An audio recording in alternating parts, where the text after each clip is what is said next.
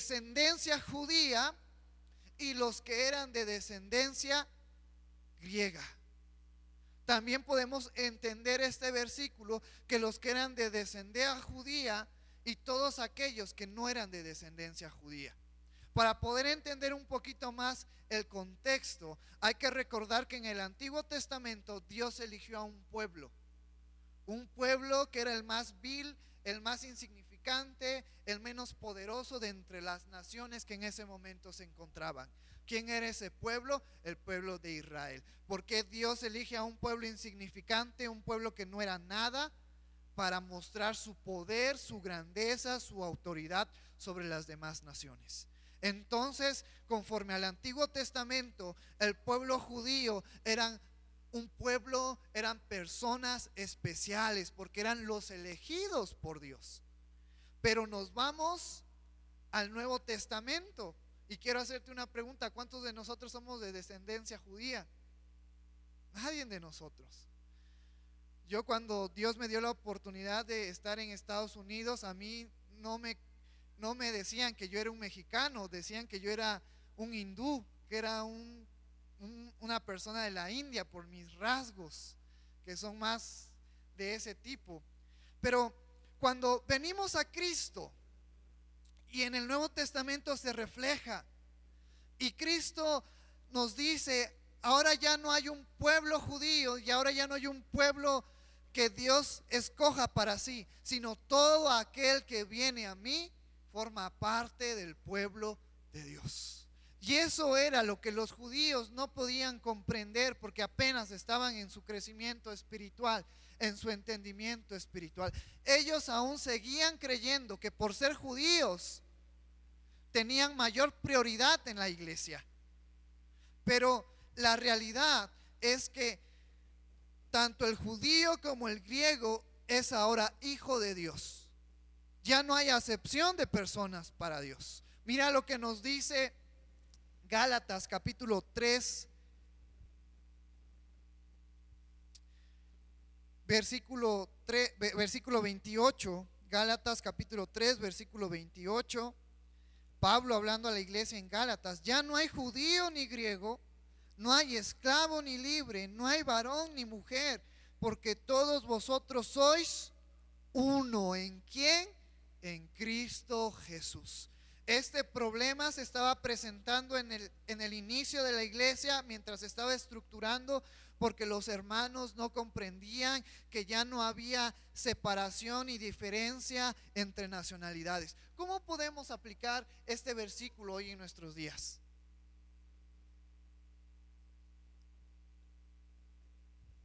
Todos los que venimos a Cristo, no importa nuestro estatus social, no importa el color de piel, no importa el trabajo, todos somos amados por Dios. Todos podemos servirle a Dios. Como iglesia, nosotros no somos llamados a discriminar a nadie. Somos llamados a interactuar como familia y a estar unánimes y en armonía y en amor, porque todos somos hijos de Dios. Y Dios no ve el aspecto físico, Dios no ve el estatus social, Dios ve el interior. Entonces, así de una manera práctica podemos aprender en este primer versículo: todos formamos parte del cuerpo de Dios. Y esta enseñanza que encontramos en este versículo nos debe de ser útil para no caer en esos errores. Todos somos mexicanos, pero a lo mejor somos diferentes. Y todos somos amados por Dios y todos somos llamados a ser una familia en armonía y en unidad. Si recuerdan, capítulos anteriores se mencionaba que había una armonía, una unidad, un trabajo junto como iglesia. Pero llegamos a este versículo y empezaba a haber problema entre los judíos y los griegos, porque los judíos querían que se satisfaciera primero las necesidades de las viudas judías antes que de las viudas que eran de nacionalidad griega. Y nos dice la segunda parte de este versículo: hubo murmuración de los griegos contra los hebreos, de que las viudas de aquellos eran desatendidas en la distribución diaria. Dos cosas importantes podemos aprender en este versículo. Primero, todos somos parte del cuerpo de Cristo. Y segundo, nosotros como iglesia estamos llamados a ayudar a quienes. Este versículo lo dice de una manera no tan clara, pero lo dice.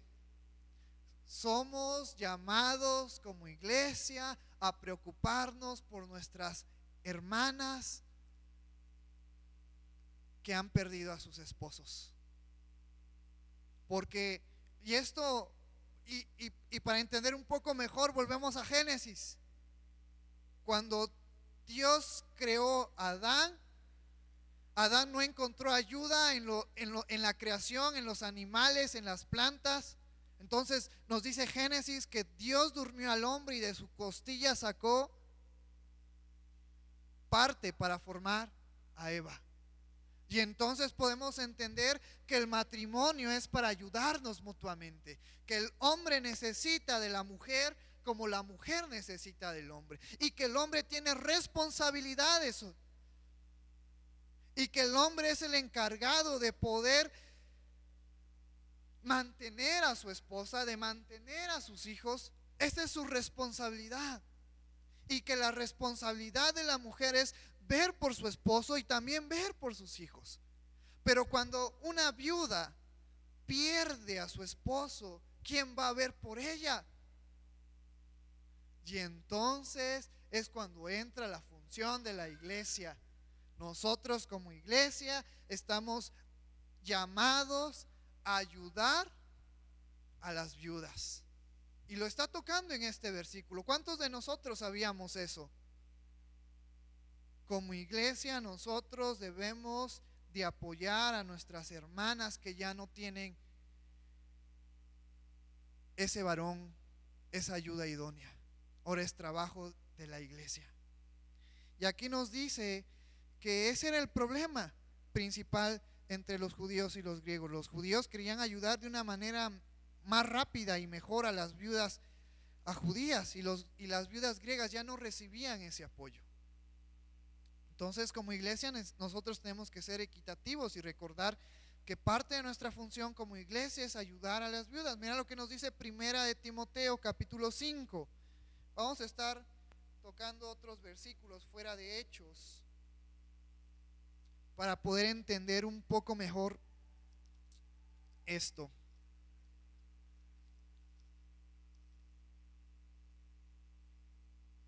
Primera de Timoteo capítulo 5.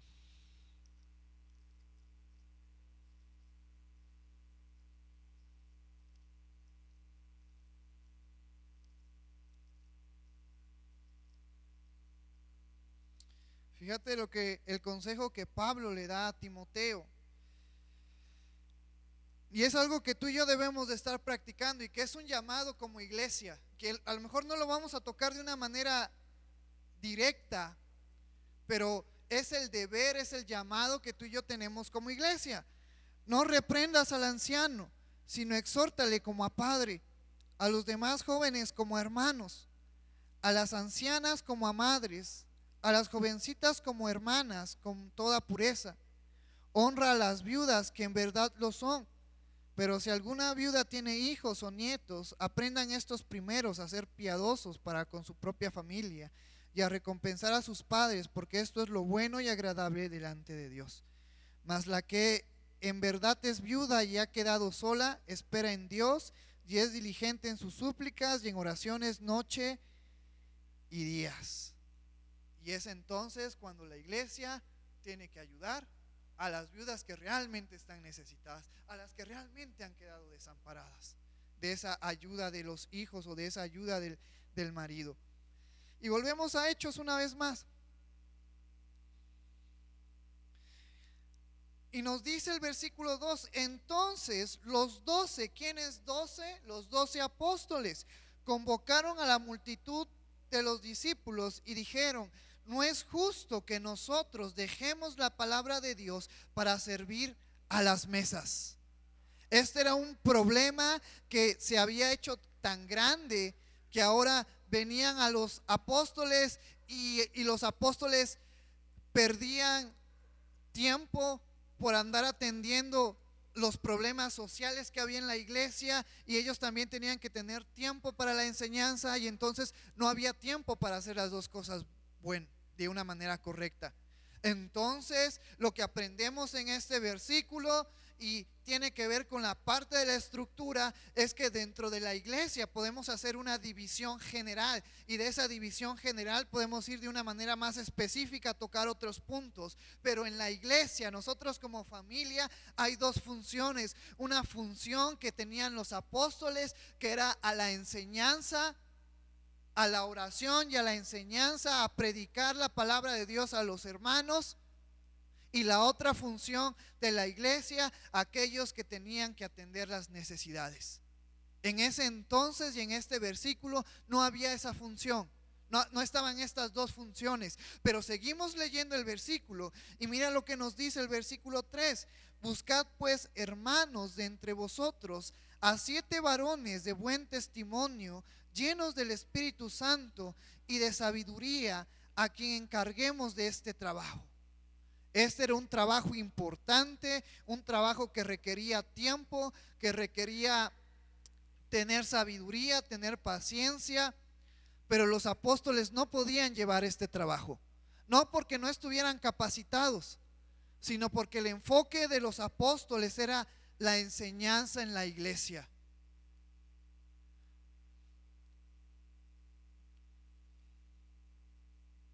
Y entonces los apóstoles dicen: hey, hay que buscar varones, y nos da un parámetro o nos da unos requisitos de los diáconos. ¿Cuál es el trabajo de los diáconos? Conforme a los versículos que estamos leyendo, la palabra diáconos viene del griego, que significa servidor. Y la función del diácono es poder ayudar a las familias de la iglesia en esas necesidades sociales que tengan, o en esas necesidades físicas, mientras que los líderes, como el pastor, como el predicador, se tienen que encargar de esa ayuda espiritual. Podemos dividir también de una manera o de una función la iglesia como una función espiritual, que es la que yo estoy haciendo en este momento al compartirles la palabra, lo que hace el hermano Antonio al compartirles la palabra. Pero también hay una función social, y que nosotros como predicadores la podemos hacer, pero no es lo correcto, porque entonces estaríamos invirtiendo tiempo también en ambas cosas, y a lo mejor no haríamos las dos cosas bien, ¿no? Los líderes, el pastor y los predicadores son llamados a tener una función más espiritual, a dedicarse a enseñar la palabra, y los diáconos, hermanos de la iglesia, a tener una función social. Nosotros como líderes debemos de tener esa sabiduría, debemos de saber delegar cargos, porque si el pastor trata de hacer todo en la iglesia, se va a cansar. Porque si Misael Hernández trata de hacer todo en la iglesia, se va a cansar. Y es entonces donde comprendemos los líderes que necesitamos de su ayuda, hermanos, que ustedes son importantísimos y son esenciales en la iglesia. Y volvemos a un principio: todos somos hijos de Dios y todos somos un mismo cuerpo en Cristo, y los líderes necesitamos de los hermanos y los hermanos necesitan de los líderes. Fíjate cómo se nos aclara más esto en el versículo 4, los apóstoles hablando a los creyentes en la iglesia: y nosotros persistiremos en la oración y en el ministerio de la palabra. Porque hacer un sermón, prepararse para la predicación, es una gran responsabilidad. No es algo que se toma a la ligereza. Y hacer un sermón conlleva tiempo, conlleva dedicación, conlleva horas de estudio. Hay pastores que se dedican una semana completa en sus sermones de los domingos. O sea, predicar, hermanos, el que se toma la responsabilidad en serio, conlleva tiempo. Y es cuando entonces puedo decir, necesitamos de ustedes que nos ayuden en otros trabajos que la iglesia tiene que hacer. Necesitamos de cada uno de ustedes.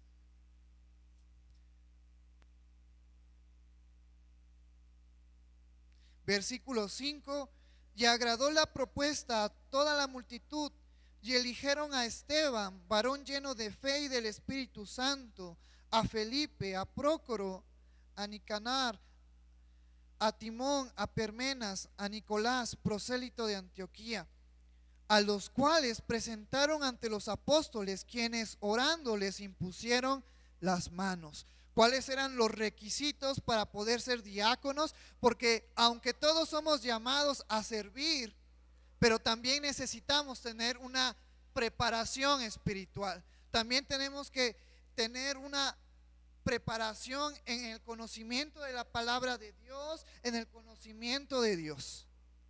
Y en este versículo, en los versículos anteriores, en el versículo 3, podemos encontrar los requisitos de los diáconos. No solamente eran personas y ya, o creyentes y ya, sino nos dice este versículo 3 que los requisitos de los diáconos era primero dar buen testimonio.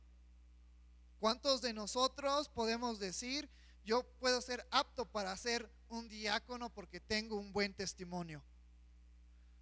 Y eso lleva a examinar nuestras vidas. Eso lleva a examinar lo que hice el día de ayer. Eso me lleva a examinar lo que he estado haciendo en estas horas. Por eso nosotros somos llamados como creyentes a tener un buen testimonio. Pablo en alguna ocasión le dice, somos cartas abiertas a todo aquel que nos lee. Como creyentes, como hijos de Dios, ahora que hemos puesto nuestra identidad en Cristo, nosotros debemos de estar dando buen testimonio. Lo que debe salir de nosotros, los frutos o el fruto del Espíritu Santo: amor, gozo, paz, paciencia, bondad, benignidad, mansedumbre, templanza. ¿Cuántos de nosotros podemos levantar nuestras manos y decir, yo estoy dando testimonio de lo que realmente es ser un creyente? Y si no lo estamos haciendo, debemos de procurar en dar buen testimonio para poder enseñar y dar al mundo que Cristo es real, que Cristo es real, que Dios es un Dios real, un Dios vivo, y que causa un cambio en nuestro interior que se puede notar, que se puede reflejar. Entonces podemos ver el primer requisito de los diáconos: un buen testimonio. Segundo requisito de los diáconos: llenos del Espíritu Santo. Y eso conlleva a poder estudiar la Biblia y a dedicar tiempo para la oración y a dedicar tiempo para leer la Biblia. Por eso, hermano, yo los felicito a todos ustedes que nos hemos estado conectando los días lunes, los días viernes en los devocionales. Han habido devocionales increíbles que te puedo decir con toda sinceridad que Dios ha hablado a mi vida.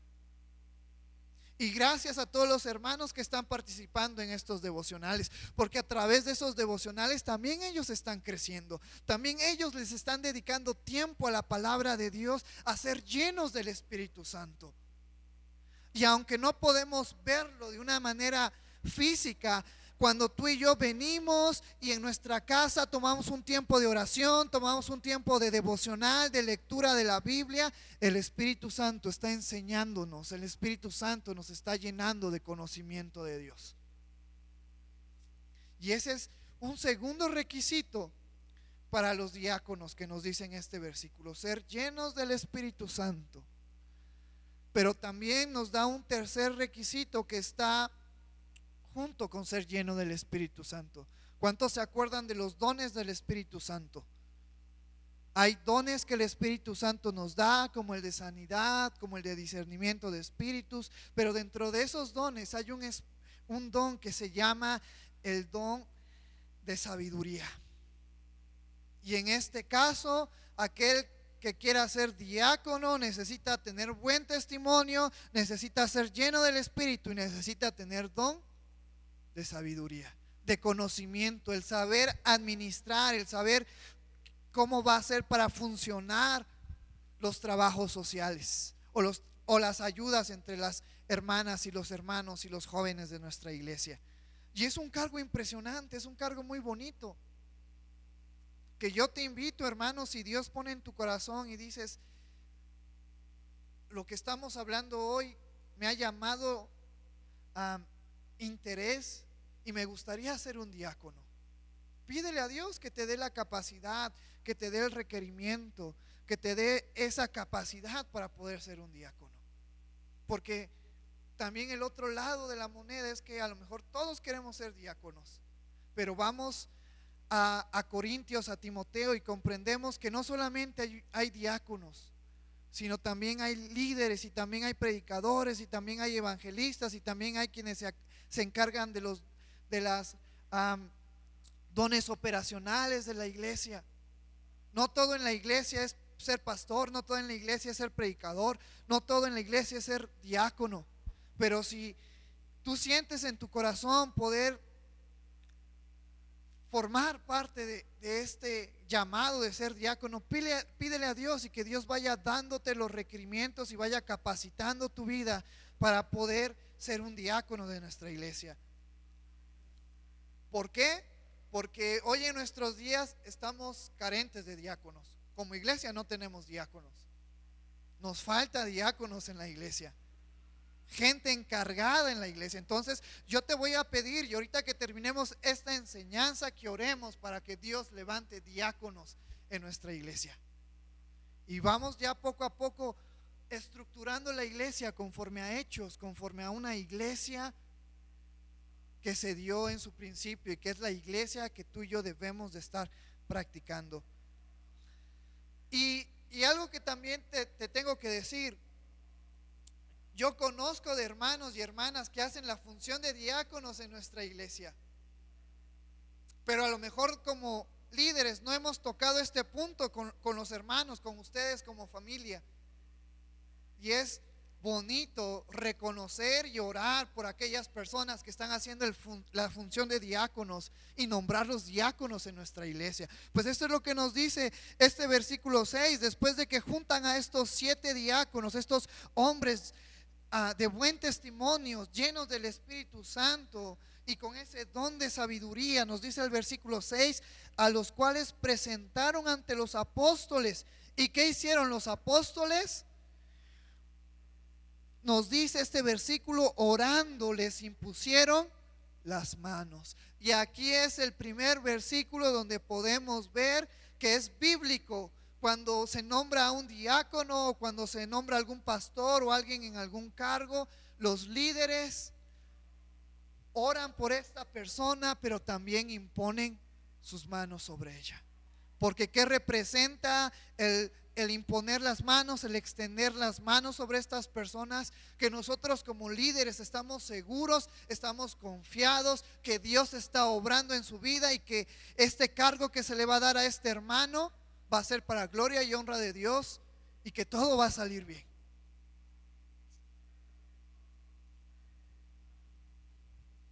Versículo 7, y con este versículo terminamos en esta tarde ya. Y crecía la palabra del Señor, y el número de los discípulos se multiplicaba grandemente en Jerusalén. También muchos de los sacerdotes obedecían a la fe. Tanto era el impacto, tanto era el cambio que estaba sucediendo en la iglesia, que aquellos religiosos judíos que querían seguir viviendo bajo la ley y no hacer caso al cambio que Cristo había causado en la vida de los creyentes, empezaba a poner su fe, su mirada en Cristo, por el cambio, por el buen testimonio que la iglesia estaba dando. Y hoy en esta tarde yo los exhorto, iglesia, familia, a seguir dando testimonio de que Cristo ha cambiado nuestras vidas, a seguir dando testimonio de que Cristo es real en nuestras vidas, a que realmente tú y yo somos hijos e hijas de Dios, para poder seguir causando un impacto positivo a las personas que están en necesidad. Nunca me voy a cansar de decirles eso. A través de nuestro testimonio, si nuestro testimonio es bueno, podemos acercar a las personas a que conozcan de Cristo. Pero si nuestro testimonio no es bueno, lo que vamos a hacer es alejar a las personas de Dios, alejar a las personas de ser salvas. Por eso siempre les voy a recalcar, hermanos, iglesia, con todo amor, sigamos practicando el testimonio de Cristo en nuestras vidas. ¿En dónde? En nuestro corazón, en nuestra mente, lo que sale de nuestra boca y con nuestras acciones. Eso es bien importante. Y ya para terminar en esta tarde, porque aunque aquí en este versículo se nos menciona diáconos, quiero hacerles una pregunta. ¿La mujer también puede ser diácono? ¿La mujer también puede ser diaconisa? ¿Es un trabajo a la cual Dios permite a la mujer? ¿Qué piensan ustedes, hermanos? Y para poder contestar esta pregunta nos vamos a Romanos capítulo 16,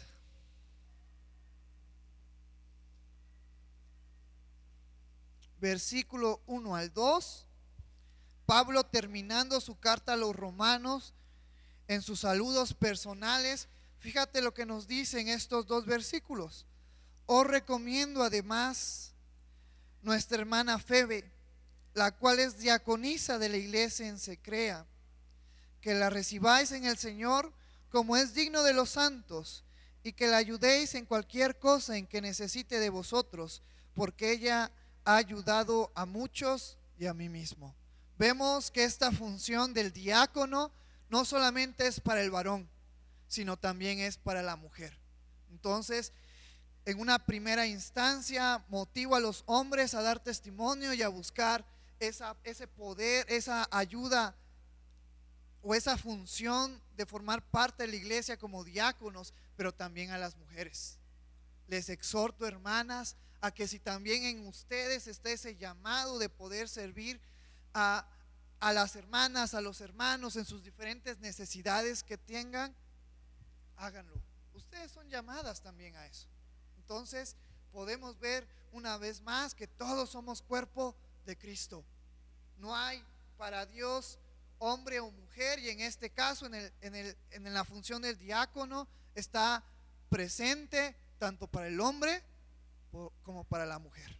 Entonces hagámoslo, practiquémoslo, y que Dios trabaje en nuestras vidas. Y si tú te sientes llamado a ser un diácono de la iglesia, puedes acercarte al pastor Antonio, puedes acercarte a mí, y vamos a estar orando, y vamos a estar estructurando, y vamos a estar enseñándote más acerca de esta función tan importante en la iglesia. Es una función importante, muy importante, y que debemos de estar practicando como iglesia. Ponte de pie y vamos a orar. Espero que esta enseñanza haya sido de bendición para tu vida. Y después, ¿qué te parece si entonamos un canto para despedirnos, para pedirle a Dios que nos dé de su gracia, que nos dé de su amor para poder seguir adelante? Me da mucho gusto verlos, hermanos y hermanas, me da mucho gusto poder verlos, poder saber que están bien, poder saber que Dios ha tenido su favor, su misericordia en nuestras vidas. Vamos a orar en esta tarde. Señor, que estás en el cielo, gracias, Padre, por tu amor, gracias por tu misericordia, gracias porque tú eres bueno, Señor, y tú eres maravilloso, y gracias por esta enseñanza que en esta tarde hemos visto, Padre. Yo te pido, Señor, que nos llenes de tu amor, nos llenes de tu gracia, nos llenes de tu misericordia. Danos ese deseo y esa capacidad de ya no solo venir a la iglesia y estar en la iglesia, sino también ser parte activa de la iglesia, Señor, a través de los dones, a través de los trabajos que tú nos has dado, en especial a través de esta función del diácono que hemos visto en esta tarde, Señor. Yo te pido, Padre, que tú levantes hermanos, tú levantes hermanas con ese deseo de poder funcionar como diáconos en nuestra iglesia, Señor, de poder tener ese deseo, ese anhelo de ver por los necesitados, de ver por los huérfanos, de ver por las viudas en la iglesia, de ver por los hermanos que están pasando en necesidad, Señor, para poder trabajar de una manera mejor en la iglesia, Padre. Pues hoy también hemos recordado que como líderes necesitamos de los miembros de la iglesia, y los miembros de la iglesia necesitan de los líderes, y ambos, tanto líderes como miembros de la iglesia, necesitamos de ti, Señor. Llénanos de tu amor, llénanos de tu gracia, para gloria y honra de tu nombre, y que esta enseñanza haya sido de bendición para nuestras vidas. Gracias, Señor, en el nombre maravilloso de tu Hijo Jesús, que es sobre todo nombre. Amén.